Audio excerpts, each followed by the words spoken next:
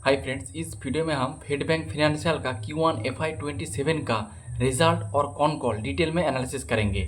तो first of all हम इसका बिजनेस मॉडल देख लेते हैं। अगर आप देखेंगे फेड बैंक फाइनेंशियल एक ऑलमोस्ट 100% 99% एक सिक्योर एनबीएफसी है, यानी इसका पास जो जो बुक है वो ऑलमोस्ट सिक्योर बुक है। इनमें अगर इसका बुक देखेंगे तो इसका ऑलमोस्ट 51% रेवेन्यू जो इसका आते हैं गोल्ड लोन से आते हैं, और रिमेनिंग आपका 48% रेवेन्यू आते हैं मॉर्गेज वाले सेगमेंट से, और 1% रेवेन्यू अनसिक्योर है वो जो बिजनेस लोन से आते हैं। तो अगर आप इसको देखेंगे मेनली ये सिक्योर लेंडिंग करते हैं। तो सिक्योर लेंडिंग में आपको जो रिस्क बहुत ही कम है, क्योंकि आप जो भी लेंड कर जैसे गोल्ड लोन, उसमें आपका गोल्ड आपके बैंक में पड़ा है, तो उस अगर कोई आपका कस्टमर डिफ़ॉल्ट करे तो उस गोल्ड को आप सेल करके आप अपना अमाउंट को बाहर कर सकते हैं। एक हो गया।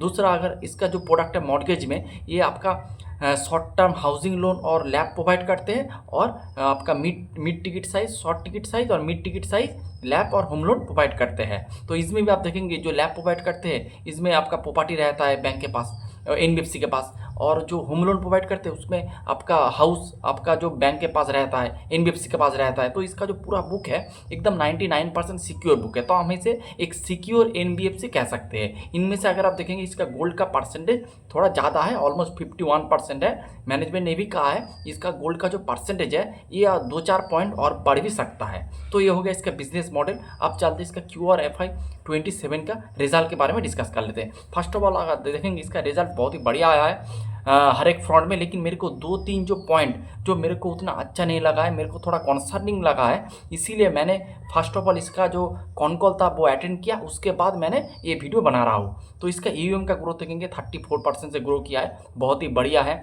और इसका जो मेनली दो सेगमेंट है, एक गोल्ड और एक मॉर्गेज, तो गोल्ड वाले सेगमेंट का ग्रोथ देखेंगे तो मोटा मोटी 77% से ग्रो किया है, बहुत ही बढ़िया ग्रोथ है। और गोल्ड वाले सेगमेंट का अगर आप उसके बाद अगर मॉर्गेज वाला सेगमेंट का ग्रोथ देखेंगे तो मोटा मोटी 15% से मॉर्गेज वाला सेगमेंट ग्रो किया है। तो इस देखेंगे गोल्ड का जो ग्रोथ है वो थोड़ा ज़्यादा है, इसीलिए वो धीरे धीरे अपना टोटल रेवेन्यू का ज़्यादा परसेंटेज धीरे धीरे बढ़ रहा है गोल्ड का, और उसी हिसाब से मॉर्गेज का परसेंटेज कम है, क्योंकि मॉर्गेज वाला सेगमेंट का ग्रोथ थोड़ा डाउन कम है गोल्ड से कंपेयर करने से। तो ये होगा। उसके बाद अगर आप डिस्बर्समेंट देखेंगे तो disbursement 14% year on year basis में ग्रो किया है, और क्वार्टर ऑन क्वार्टर बेसिस में देखेंगे डिस्बर्समेंट डी ग्रो किया है, ऑलमोस्ट 42% से डिस्बर्समेंट ग्रो किया है। तो ये एक कॉन्सर्निंग पॉइंट है, इसके बारे में हम कॉन कॉल वाले पार्ट में एनालिसिस करेंगे। तो उसके बाद अगर आप गोल्ड का देखेंगे उसका भी डिस्बर्समेंट 18% से ग्रो किया है, इसका भी और Q1Q बेसिस में डाउन हुआ है। और मॉर्गेज वाला सेगमेंट का अगर आप देखेंगे उसका भी ईयर ऑन ईयर बेसिस में ग्रोथ है, लेकिन Q1Q बेसिस में डाउन है।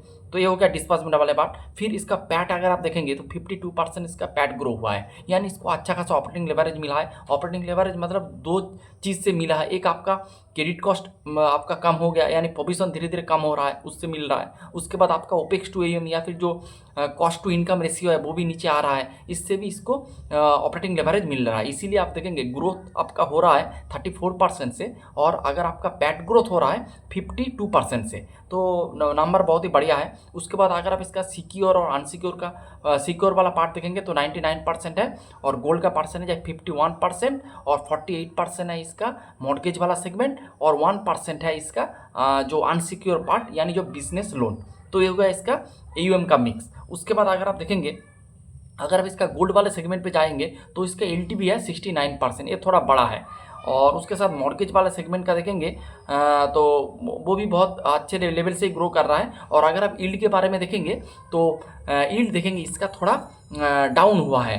अगर आप देखेंगे इसका जो ओवरऑल जो ईल्ड है तो ईल्ड मोटा मोटी 16 ईल्ड थोड़ा बड़ा है, ईल्ड घटा नहीं है, ईल्ड थोड़ा आप देखेंगे ईल्ड थोड़ा बड़ा है, लिटिल बिट ऑफ ईल्ड इसका बड़ा है, लेकिन Q1Q बेसिस में अगर आप देखेंगे ईयर ऑन ईयर बेसिस में बड़ा है, लेकिन Q1Q बेसिस में इसका ईल्ड थोड़ा घटा है। क्योंकि इसका भी रीज़न ये भी थोड़ा कॉन्सर्न है, ईल्ड क्यों घट रहा है। अगर आपको हमेशा ईल्ड अगर ऊपर की दिशा में जाएगा तो बिजनेस के लिए अच्छा होता है, उसमें आपका नीम यानी नेट इंटरेस्ट मार्जिन इंप्रूव होता है। लेकिन अगर आप इस सिचुएशन में देखेंगे Q1Q बेसिस में ईल्ड थोड़ा घटा है। उसके साथ अगर आप कॉस्ट ऑफ बोरोइंग देखेंगे तो कॉस्ट ऑफ बोरोइंग अगर आप देखेंगे मोटा मोटी स्टेबिली है।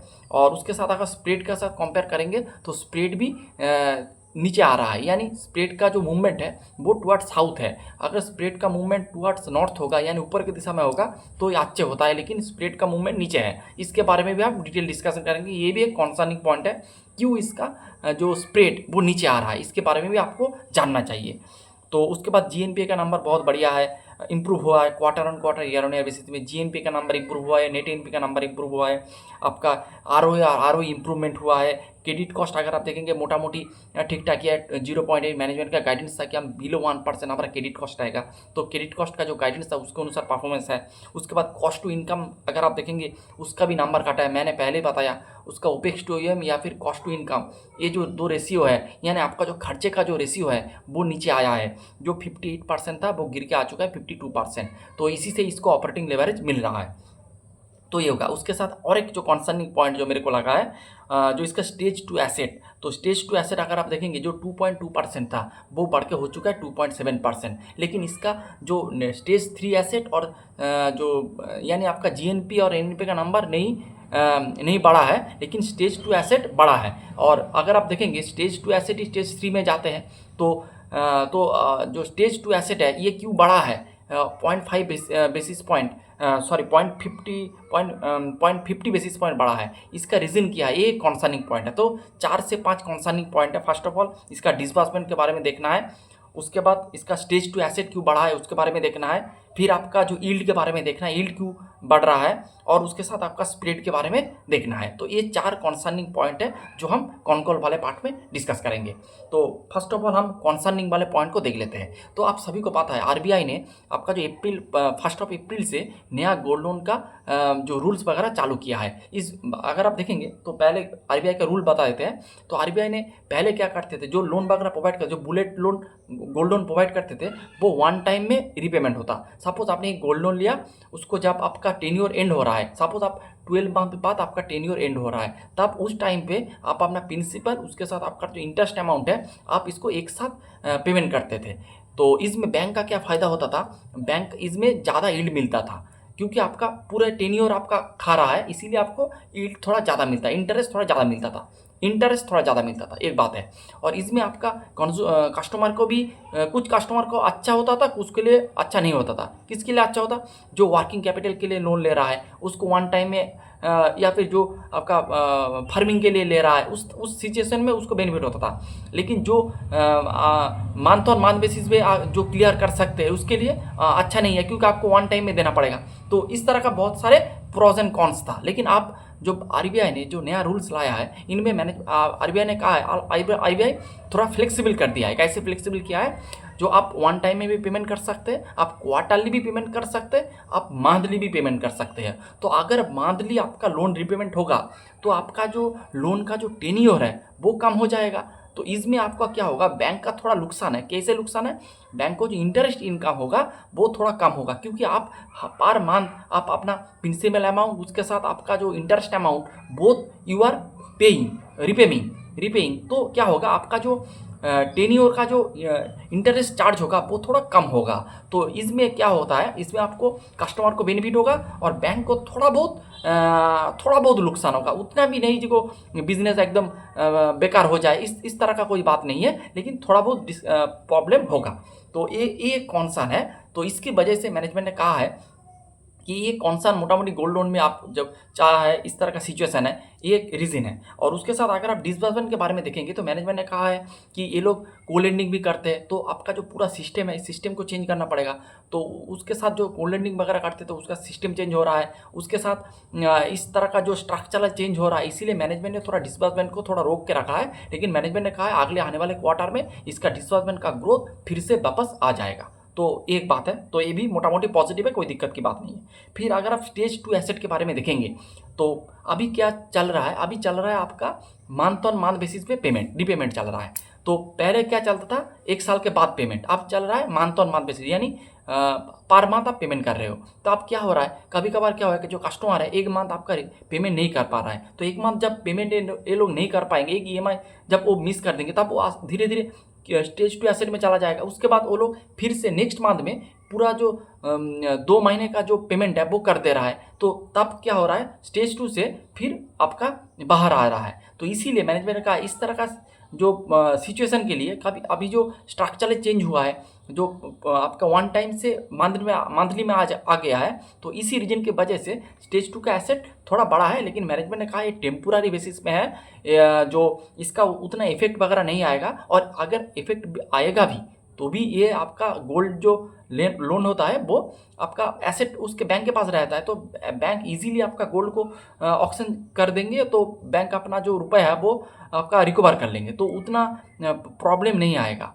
तो इसीलिए मैनेजमेंट ने कहा है जो लोन रिपेमेंट में थोड़ा बहुत डेलिक्वेंसी आ रहा है, लेकिन वो रिपेमेंट हो भी रहा है, और अगर नहीं भी होगा तो भी ये सिक्योर एसेट है, तो वो लोग ऑक्शन कर देंगे और अपना पैसा वापस कर लेंगे। तो इस तरह का कोई प्रॉब्लम नहीं है कि आपका बैंक में आपका जो एनपीए वगैरह है वो बढ़ जाएंगे, या फिर आपका जो उसे जो पोजीशन का नंबर बढ़ जाएगा, उस तरह का कोई प्रॉब्लम इस सिचुएशन में नहीं होगा गोल्ड वाले सेगमेंट में। इसीलिए गोल्ड लोन जो है वो एक सिक्योर सेगमेंट, एक सिक्योर लेंडिंग सेगमेंट है, तो इसीलिए हर एक बैंक, आपका एनबीएफसी, छोटे छोटे कंपनी हर एक गोल्ड लोन के ऊपर ज़्यादा से ज़्यादा फोकस कर रहा है। तो ये हो गया आपका स्टेज 2 एसेट वाला कॉन्सर्न। उसके बाद यील्ड के बारे में आप देखेंगे, यील्ड क्यों घट रहा है। तो फर्स्ट ऑफ ऑल देखेंगे, मैनेजमेंट ने कहा है जो हमारा जो कॉम्पिटिशन है इस गोल्ड लोन वाले सेगमेंट में, आपका जो कॉम्पिटिशन है वो थोड़ा बढ़ रहा है। बैंक इजीली आपको गोल्ड लोन दे रहा है और उसका जो यील्ड है वो 12-13% में दे रहा है, लेकिन अगर आप इसका देखेंगे यानी फेड बैंक फाइनेंशियल का देखेंगे, वो मोटा मोटी 16-17% में गोल्ड लोन प्रोवाइड करते हैं। तो मार्केट में कंपटीशन थोड़ा बढ़ गया है, इस कंपटीशन के वजह से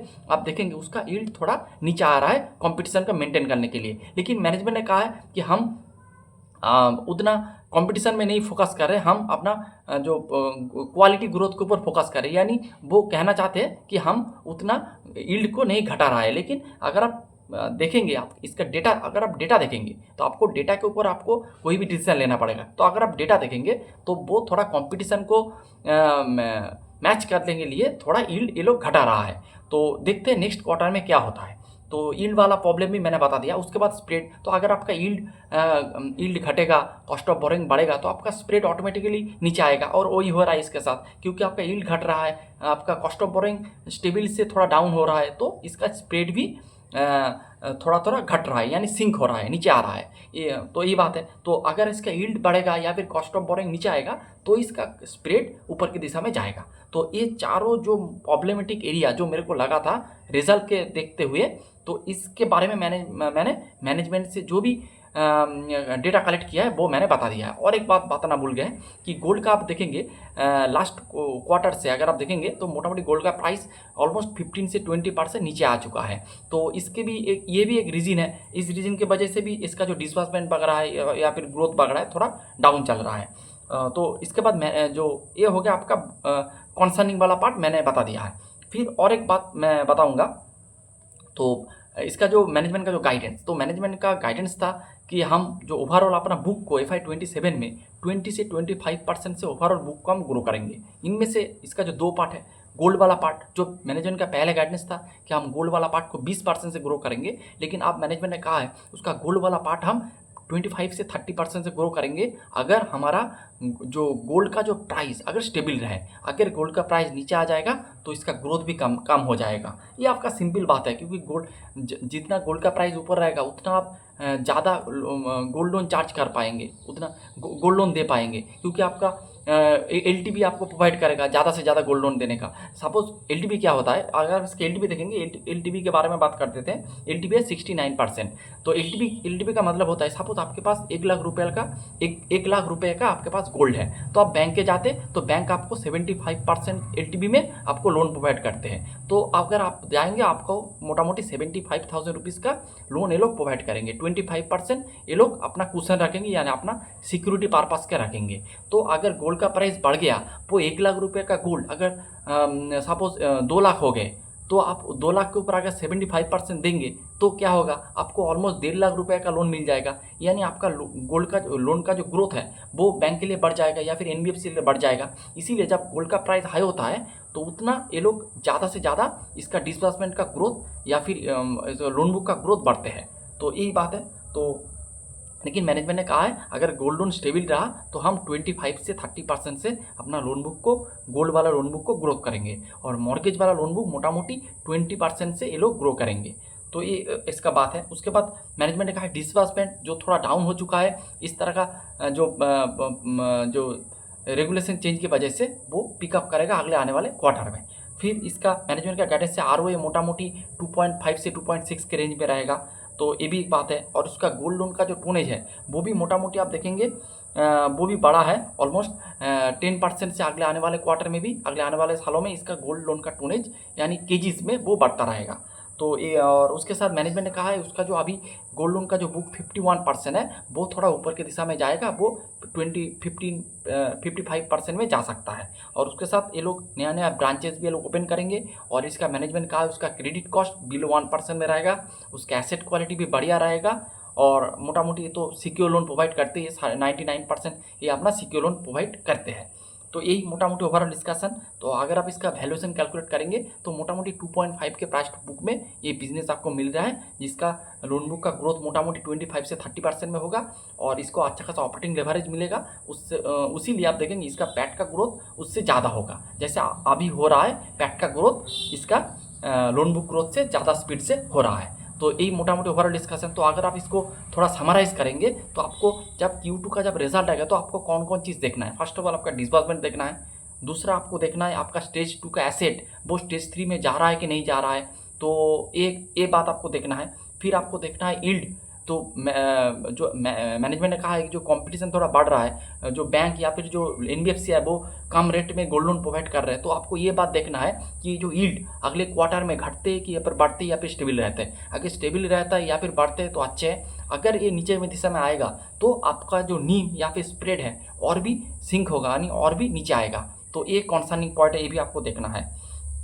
तो यही और उसके साथ आपका देखना है जो गोल्ड लोन का ग्रोथ कैसे हो रहा है। मैनेजमेंट तो गाइड किया है 25 से 30%, लेकिन कैसे वो परफॉर्म कर रहा है वो भी आपको देखना है। तो ओवरऑल यही था डिस्कशन। तो बिजनेस वाइज बहुत बढ़िया है, हर एक फ्रंट इसका जो आपका इंजन है दोनों इंजन बहुत अच्छे रेट से फायर कर रहा है। और तो यही था मोटा मोटी ओवरऑल डिस्कशन। कोई डिस्क्लेमर कोई रिकमेंडेशन नहीं है। Thanks for watching the video.